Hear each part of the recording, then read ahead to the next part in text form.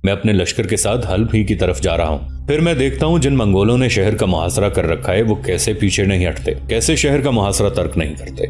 मेरे अजीज, मैं और मेरे लश्करी अलबीरा शहर की तरफ से आ रहे हैं। अलबीरा शहर में मंगोलों का जिस कदर लश्कर था उसका हमने हिस्सा पाक कर दिया है और शहर पर अलबीरा ही के एक सरकर्दा शख्स को हाकिम मुकर्रर कर दिया है। खुदावंद कुद्दूस ने चाहा तो हल्ब में भी मामला कुछ ऐसा ही होगा इंशाअल्लाह। मंसूर बिन अहमद की तरफ से ये जवाब सुनकर सईद बिन लोलू की तरफ से आने वाले दोनों कासिद खुश हो गए थे, लिहाजा मजीद पेशकदमी जारी रही। 10 मील का फासला उन्होंने मजीद तय किया होगा कि मंसूर बिन अहमद के पास उसके मुखबिर पहुंच गए। उन्होंने ये इत्तला दी कि मंगोलों के लश्कर को आपके आने की इत्तला हो चुकी है। वो शहर का मुहासरा तर्क करके एक जगह पड़ाव कर चुके हैं और जमकर आपसे मुकाबला करने का इरादा कर चुके हैं। वो शहर से जरा पीछे हट गए हैं चूंकि उन्हें खबर हो चुकी है कि मुसलमानों का एक लश्कर जिसकी कमांदारी मंसूर बिन अहमद कर रहे हैं उनकी तरफ पेशकदमी कर रहा है। लिहाजा वो शहर से जरा फासले पर इसलिए हट गए हैं कि जब आपके साथ उनका टकराव शुरू हो तो कहीं हल्ब का हाकिम सईद बिन लोलू अचानक शहर से निकलकर उनकी पुश्त या पहलू पर हमलावर होकर उन्हें नुकसान पहुंचाने की कोशिश न करे। ये सारी तफसील जानने के बाद मंसूर बिन अहमद ने अपने मुखबिरों का शुक्रिया अदा किया। फिर सईद बिन लोलू हाकिम हल्ब की तरफ से आने वाले उन दोनों कासिदों को मुखातिब करके कहने लगा, तुम फिलफौर यहाँ से कूच कर जाओ। शहर में दाखिल होने के बाद सईद बिन लोलू को मेरा सलाम कहना, उसे कहना कि मैं शहर के बाहर मंगोलों से टकराऊंगा। इस दौरान वो अपने लश्कर के साथ शहर के अंदर ही महफूज रहे। मंसूर बिन अहमद का ये पैगाम लेकर सईद बिन लोलू के वो दोनों कासिद वहाँ से रवाना हुए और अपने घोड़ों को सरपट दौड़ाते हल्ब का रुख कर रहे थे। उनके जाने के बाद मंसूर बिन अहमद ने अपने मुखबिरों को मुखातिब किया, मंगोलों के लश्कर की तादाद के मुतालिक तुम्हारा क्या ख्याल है? इस पर एक मुखबिर बोला और कहने लगा, अमीर, तादाद के लिहाज से वो हमसे ज्यादा हैं। हल्की सी मुस्कुराहट इस मौके पर मंसूर बिन अहमद के चेहरे पर नमूदार हुई और कहने लगा, अगर ज्यादा हैं तो होने दें। खुदावंद कुद्दूस ने चाहा तो हमने हर सूरत में हल्ब शहर के नवाह में उन मंगोलों को दबा कर रखना है और जिस कदर मुमकिन हो उनका कत्लेआम करना है, इसलिए कि इन कातिलों से अब मुसलमानों के कत्ल का इंतकाम लेना हम पर फर्ज हो चुका है। मंगोलों के जिस लश्कर ने हल्ब शहर का मुहासरा किया था और अब मुहासरा तर्क करके शहर से एक तरफ उन्होंने लश्कर को उस्तवार किया था, इस लश्कर की कमांदारी हलाकू खान का नामवर सालार दरबाई कर रहा था। दरबाई चूंकि मंसूर बिन अहमद की अस्करी महारत से वाकिफ था, लिहाजा वो शहर से एक तरफ हटकर उसका मुकाबला करना चाहता था ताकि हल्ब के अंदर जो सईद का लश्कर है उस पर निगाह रखी जा सके। मंसूर बिन अहमद की आमद से पहले जिस वक्त दरबाई अपने दीगर सालारों के साथ पड़ाव और लश्करों का जायजा ले रहा था, तब एक दराज कद खूब तनुमंद मंगोल दरबाई के करीब आया। उसे देखते हुए दरबाई रुक गया, गौर से आने वाले की तरफ देखने लगा। आने वाला रुका और फिर दरबाई की तरफ देखते हुए कहने लगा, मेरे जहन में एक तरकीब है, अगर आप इजाजत दें तो उस पर अमल किया जाए। दरबाई ने गौर से उसकी तरफ देखा और कहने लगा, तुम्हारे पास क्या तजवीज है? इस पर वो मंगोल कहने लगा, आप जानते हैं खाकान हलाकू मंसूर बिन अहमद नाम के मुसलमानों के सालार के खिलाफ है। इस शख्स ने मंगोलों को जितना नुकसान पहुंचाया है किसी ने नहीं पहुंचाया होगा। इस बिना पर आपको याद होगा कि हलाकू खान ने एक मौके पर कहा था कि मंगोलों में से जो कोई भी इस मंसूर बिन अहमद का सर काटेगा, इसे वो इनाम दूंगा जिसके मुतालिक वो सोच भी नहीं सकता। जब से हल्ब शहर का मुहासरा तर्क करके हमने अपने लश्कर को यहाँ उस्तवार किया है, तब से मैं ये सोच रहा हूँ कि मैं मुसलमानों के सालार मंसूर बिन अहमद का सर काटूंगा। जंग से पहले उसे इनफरादी मुकाबले के लिए ललकारूंगा, फिर मैं देखता हूँ वो कैसे मेरे सामने झुकने और शिकस्त कबूल करने पर तैयार नहीं होता। दरबाई पर चूंकि पहले ही मंसूर बिन अहमद का रोब और खौफ तारी था, लिहाजा उस मंगोल को मुखातिब करके कहने लगा, मेरे अजीज, अगर तू ऐसा कर गुजरे तो खाकान जो तुम्हें इनाम देगा वो तो देगा ही, इसके अलावा मैं तुम्हें बहुत नवाजूंगा। मंसूर बिन अहमद ने माजी में हमें बहुत नुकसान पहुंचाया है, मुझे ही नहीं हमारे कई दीगर सालारों को भी उसने शिकस्त देकर हमें हलाकू की निगाहों में गिराने की कोशिश की है और इसमें वो खासा कामयाब रहा है। अगर आज हल्ब शहर के नवाह में हम मुसलमानों के इस सालार की गर्दन काटते हैं तो याद रखना ये एक बहुत बड़ा मार का ख्याल किया जाएगा और हलाकू खान की निगाह में हमारी इज्जत पहले की निस्बत दो चंद हो जाएगी। चुनाचे दरबाई ने उस मंगोल को इनफरादी मुकाबले की इजाजत दे दी। कोई ज्यादा देर न गुजरी थी कि मंसूर बिन अहमद भी अपने लश्कर के साथ वहां पहुंच गया। चूंकि उसकी आमद पर मंगोल सफ़ें दुरुस्त करने लगे थे, लिहाजा मंसूर बिन अहमद ने भी शरफुद्दीन और हसामुद्दीन के साथ मिलकर सफ़ें दुरुस्त करना शुरू कर दी थी। फिर तीनों अपने लश्कर के सामने आए और हसामुद्दीन और शरफुद्दीन को मुखातिब करके मंसूर बिन अहमद कहने लगा, मेरे दोनों भाइयों, लश्कर दो हिस्से में तकसीम हो गया है। एक हिस्से की कमांदारी मेरे पास, दूसरे की तुम दोनों के पास होगी। बज़ाहिर मंगोलों के लश्कर की तादाद हमसे ज्यादा है, लेकिन हमने उनकी अददी फौकियत को निगाह में नहीं रखना। शुरू में ऐसे जानलेवा अंदाज और ऐसी शिद्दत से हमलावर होंगे कि उनके पांव तले से जमीन निकाल कर रख देंगे। یہاں تک کہتے کہتے منصور بن احمد کو رک جانا پڑا، اس لیے کہ وہی انفرادی مقابلے کا ارادہ کرنے والا منگول میدان میں اترا اور پھر دونوں لشکریوں کے بیچ میں آ کر اس نے منصور بن احمد کا نام لے کر انفرادی مقابلے کے لیے للکارا تھا۔ اس موقع پر شرف الدین کردی فوراً حرکت میں آیا اور منصور بن احمد کو مخاطب کر کے کہنے لگا، حضور میرے بھائی، اس منگول کے ساتھ انفرادی مقابلے کے لیے آپ نہیں میں اتروں گا، اس لیے کہ شرف الدین کردی کو خاموش ہو جانا پڑا۔ منصور بن احمد مسکراتے ہوئے کہنے لگا، میرے عزیز بھائی، یہ تم کس قسم کی گفتگو کر رہے ہو؟ انفرادی مقابلے کے لیے وہ منگول للکار مجھے رہا ہے اور میں تمہیں بھیج دوں؟ یہ تو ناممکن ہے۔ تم دونوں بھائی لشکر پر نگاہ رکھو، انفرادی مقابلے کے لیے میں ہی اتروں گا۔ خداوند قدوس نے چاہا تو اس منگول کو وہ سزا دوں گا جو دوسرے منگول زندگی بھر یاد رکھیں گے۔ منصور بن احمد کی اس گفتگو سے شرف الدین اور حسام الدین دونوں مطمئن ہو گئے۔ پھر منصور نے اپنے گھوڑے کو ایڑ لگائی اور انفرادی مقابلے کے لیے میدان میں اترا۔ جب وہ منگول کے سامنے گیا تب منگول فخریہ انداز میں اسے مخاطب کر کے کہنے لگا، کیا تمہارا نام ہی منصور بن احمد ہے؟ کیا تم ہی کبھی بغداد کے لشکریوں کے نائب سالار اعلیٰ ہوا کرتے تھے؟ کیا تم نے ہی ماضی میں ہمیں کافی نقصان پہنچایا ہے؟ ہمارے 2 سالاروں کے قاتل بھی کیا تم ہو؟ اور ہمارے انگنت لشکریوں کو بھی موت کے منہ میں تم نے ہی دھکیلا ہے۔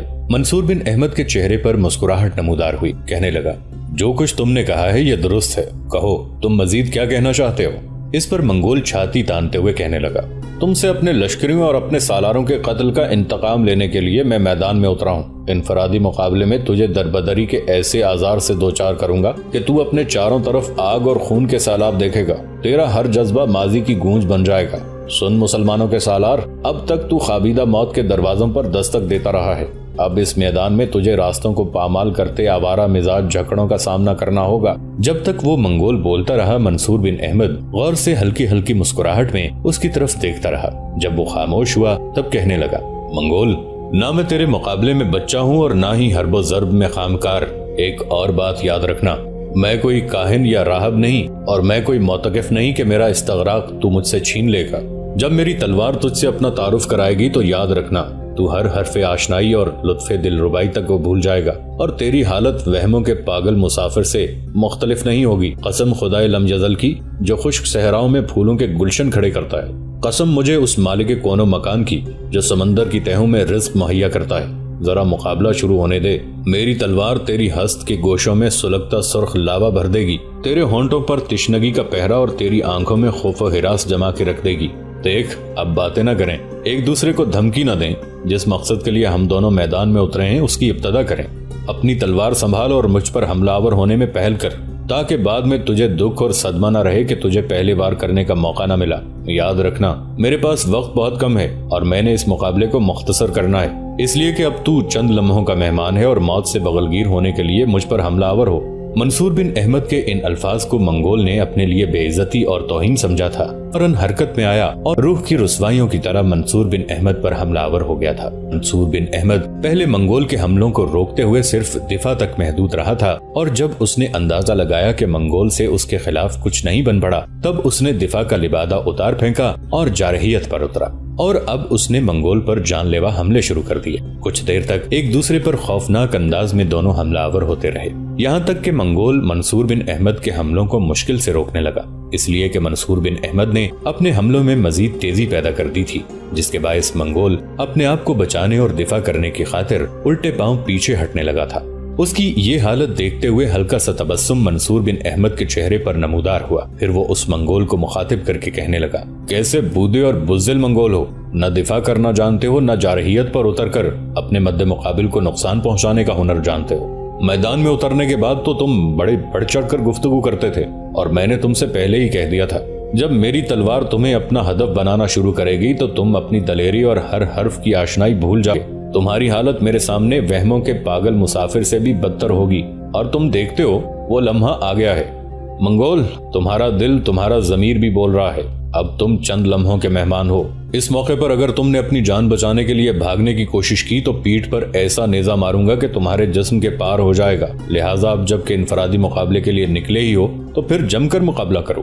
دونوں چونکہ گھوڑوں سے اتر کر مقابلہ کر رہے تھے، لہٰذا تھوڑی دیر تو منگول نے اپنے آپ کو سنبھالتے ہوئے اپنے حملوں میں کچھ تیزی پیدا کی، لیکن جلد ہی دمکشی کا شکار ہونا شروع ہو گیا۔ سانس پھولنے لگی۔ اس موقع پر چونکہ اس میں سست روی کے آثار نمودار ہو گئے تھے، لہذا اس سے فائدہ اٹھاتے ہوئے منصور بن احمد نے ایک جست لگائی۔ پھر اپنی تلوار جب اس نے گرائی تو اس کی تلوار منگول کو کاٹتی ہوئی گزر گئی تھی اور وہ لاش کی صورت میں زمین پر گر گیا تھا۔ منگولوں کا سالار دربائی اس وقت اپنے لشکر کے سامنے کھڑا تھا۔ اس کے دائیں بائیں دوسرے سالار تھے۔ جب انفرادی مقابلہ کرنے کے لیے نکلنے والا منگول منصور بن احمد کے سامنے اپنی جان ہار بیٹھا، تب دربائی دکھ بھرے انداز میں کہنے لگا، ہمارا آدمی بڑی امیدیں اور بڑے دعوے لے کر گیا تھا کہ وہ مسلمانوں کے سالار منصور بن احمد کا سر کاٹے گا، لیکن میں پہلے ہی اس کے الفاظ پر مشکوک تھا۔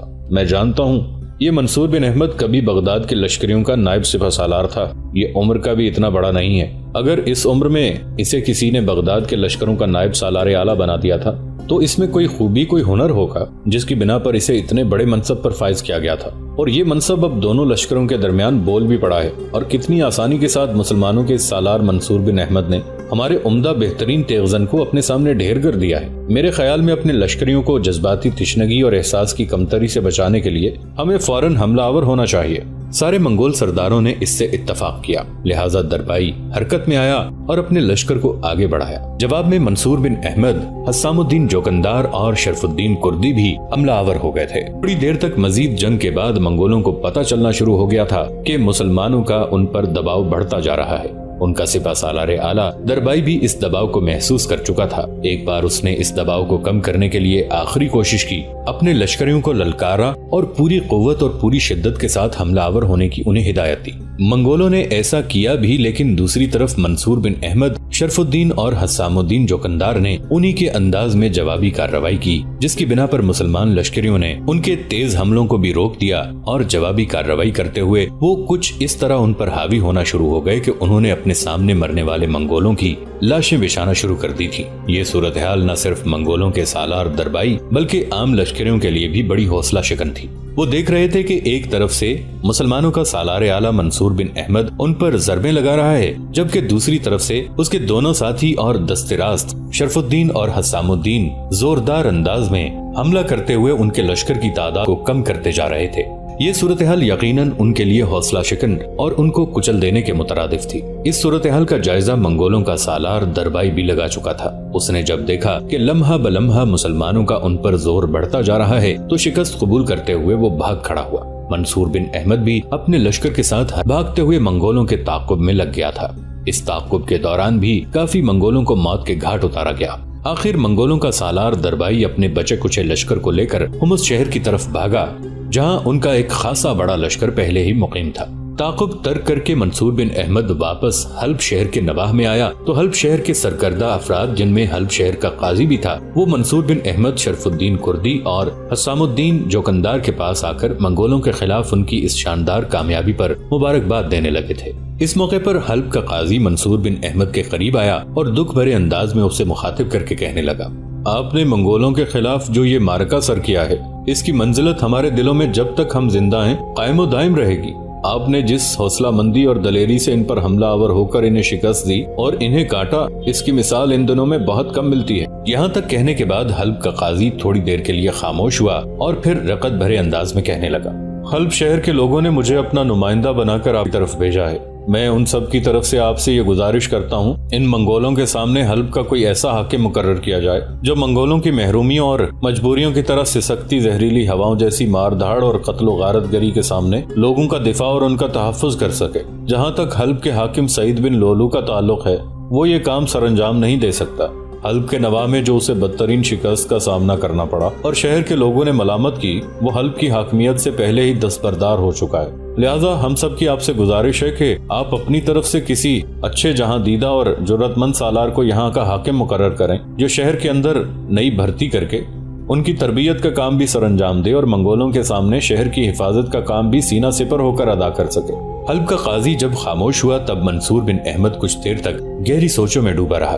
پھر اس نے باری باری ایک گہری نگاہ شرف الدین کردی اور حسام الدین جوکندار پر ڈالی اور ان دونوں کو مخاطب کر کے بولا، میرے عزیز بھائیو، میں زیادہ دن یہاں حلب شہر کے نواح میں قیام نہیں کروں گا۔ تم جانتے ہو، جیسا کہ ہمارے مخبر اطلاع دے چکے ہیں، منگولوں کا ایک خاصا بڑا لشکر حمص شہر کے نواح میں ہے۔ انہوں نے حمص شہر کا محاصرہ کر رکھا ہے۔ شہر کے لوگ بڑی اذیت اور مشکل سے ان کے سامنے اپنا دفاع کر رہے ہیں۔ میں نے اپنے ایک قاصد کو ان کی طرف بھیجا ہے اور اپنی طرف سے انہیں یہ پیغام دیا ہے کہ چند دن منگولوں کو کسی طرح روکے رکھو۔ حلب کی اس مہم سے نمٹنے کے بعد میں ہومس کا رخ کروں گا۔ میرے عزیز بھائیوں، حلب کے قاضی نے جو کچھ کہا ہے وہ اپنی جگہ درست ہے۔ سعید بن لولو حلب شہر کا دفاع نہیں کر سکتا، لہٰذا میں نے ایک فیصلہ کیا ہے۔ اگر تم دونوں بھائی اس فیصلے سے اتفاق کرو تو پھر یہاں تک کہتے کہتے منصور بن احمد کو رک جانا پڑا، اس لیے کہ احتجاج کرتے ہوئے حسام الدین جوکندار بول اٹھا، ابن احمد ہمارے بھائی، یہ اب کس قسم کی گفتگو کر رہے ہیں؟ آپ ہمارے امیر ہیں۔ جس روز حسام الدین جوکندار ہومس پہنچا اس کے دوسرے دن ہومس شہر میں منصور بن احمد نے اپنے سپہ سالاروں کا اجلاس طلب کیا۔ حسام الدین اور شرف الدین کے علاوہ وہ سالار بھی شامل ہوئے جو پہلے سے ہومس کے اندر موجود لشکر کی کمانداری کر رہے تھے۔ جب سب لوگ جمع ہو گئے تب کچھ سوچتے ہوئے منصور بن احمد نے گفتگو کا آغاز کیا اور سارے سالاروں کو مخاطب کر کے کہنے لگا، جس طرح ہمارے مخبروں نے ہمیں اطلاع دی ہے اس کے مطابق 2-1 روز تک منگولوں کا ایک بہت بڑا لشکر ہومس شہر پہنچ جائے گا۔ ایسا ہی ایک لشکر حلب کی طرف بھی جائے گا۔ اس کے علاوہ ان علاقوں میں پہلے سے جو منگول لشکری ہلاکو خان کے سالار بائدو اور اس کے ساتھیوں کی کمانداری میں کام کر رہے ہیں وہ بھی اس لشکر میں شامل ہوں گے۔ ان کا ارادہ ہے ہومس اور حلب پر مکمل طور پر قبضہ کر لیا جائے، جبکہ ہم نے یہ ثابت کرنا ہے کہ ہم انہیں ان دونوں شہروں پر قبضہ نہیں کرنے دیں گے۔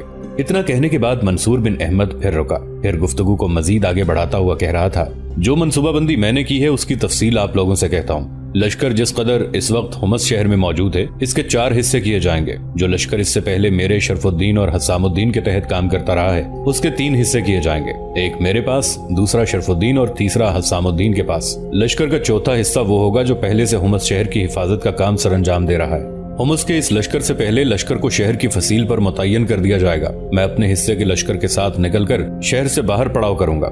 ظاہر ہے منگولوں کا لشکر یہاں پہنچے گا اور مجھے مقابلہ کرنے کے لیے تیار پائے گا تو وہ ایک طرح سے ہماری ہنسی اڑائیں گے، اس لیے کہ ان کے مقابلے میں میرے لشکر کی تعداد نہ ہونے کے برابر ہوگی، لیکن بعد میں ہم نے ان پر ثابت کرنا ہے کہ فتح اور کامرانی ہم نے ہی ان سے لینی ہے۔ ہوگا یوں کہ پہلے میں شہر سے باہر منگولوں سے ٹکراؤں گا، پھر میں آہستہ آہستہ پیچھے ہٹوں گا۔ میرا یہ پیچھے ہٹنا شہر کے جنوبی اور مشرقی دروازے کے درمیان ہوگا۔